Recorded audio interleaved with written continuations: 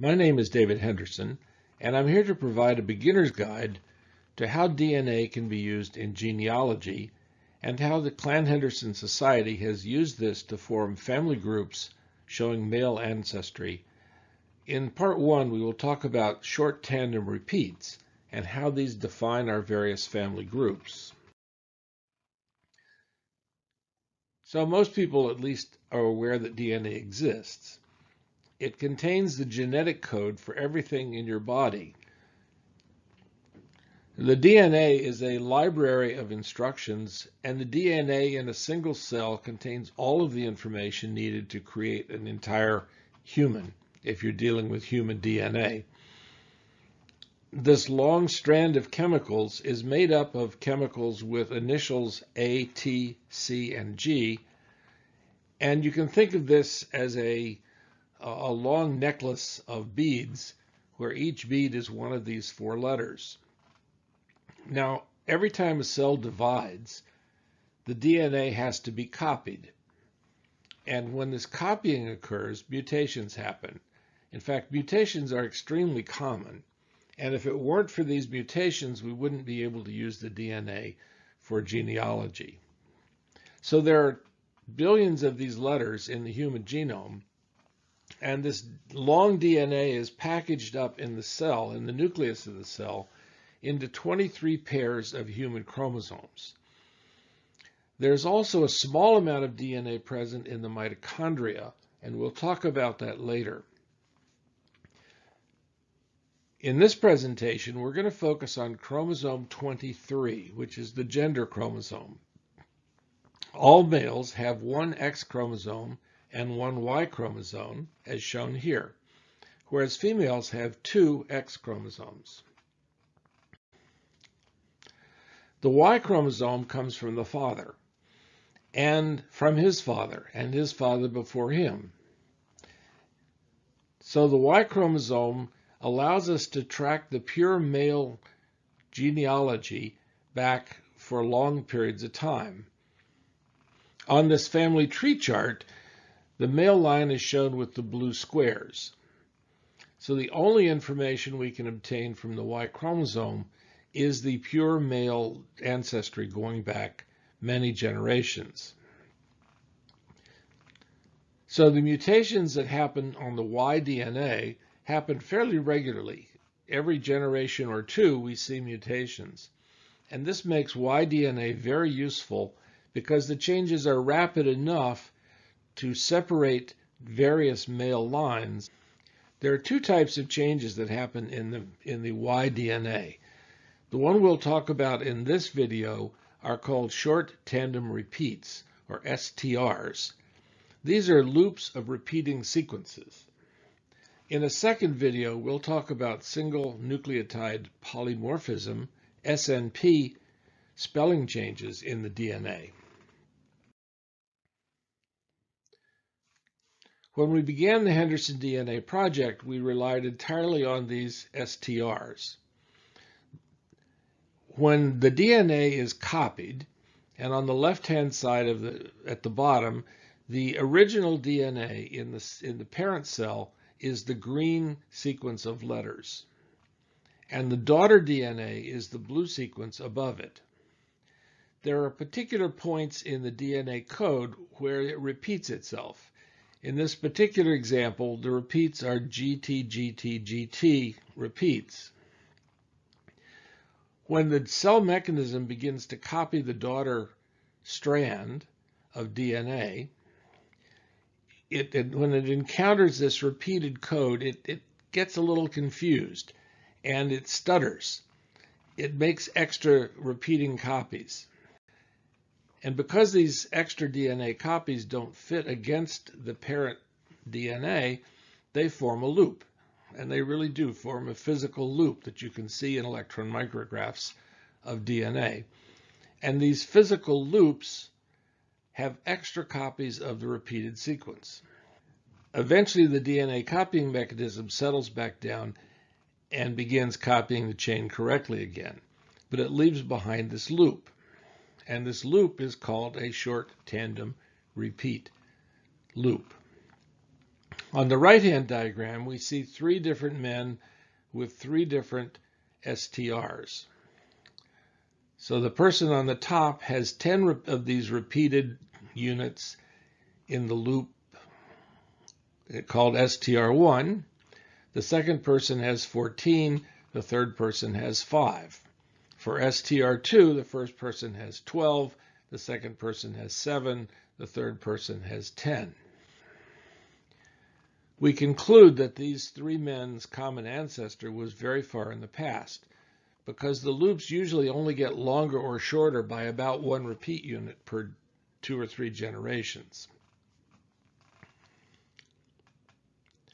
So a family group would be defined as people who have similar combinations on many sites. And the family tree DNA testing now uses 111 locations for DNA genealogy. When you go to Family Tree DNA and look at the STR list for your kit, you find that it is color-coded as shown here. The blue color codes, starting on the left, indicate whether you're talking about the first 12 STRs that were used initially, or through STR 25 or 37 or 67 or 111. The red markers are the ones that change rapidly. The blue locations tend to be very stable and may not change for 10 or 20 generations, whereas the red markers are the ones that tend to change every generation or two. And these markers all have addresses. So the first marker here is DYS 393. That really doesn't mean anything to you, and it doesn't mean anything to me. It simply tells you where on the DNA strand this STR exists. Now let's look at the data for the STRs for a family group, and this happens to be my family group at Family Tree DNA. If you look at the numbers here, they tell you how many repeat units exist at a particular location. So everyone in my family group at DYS 393 has 13 repeats, and 25 repeats at the next, and 14 at the next. Family Tree DNA has color-coded this for me, and you see that wherever there is a difference from the average, it's marked in colors. You'll also note that most of the colored boxes, most of the colored STRs, are in the red STR groups. There are very few variations in the blue STRs, and that's because the red are the ones that change most rapidly. Now, instead of comparing within a family group, let's compare STRs between two different family groups. Now you see, and I've circled here so it's a little easier to spot, now you see that there are lots of variations between the blue stable STR markers. So on the left-hand side, we see the DYS 390 goes from 24 to 23, and DYS 19 goes from 17 to 14. These are mutations or changes that have to have occurred very long in the past, because to get from 17 to 14 would require many, many generations. So the common ancestor between these two family groups lies very far in the past.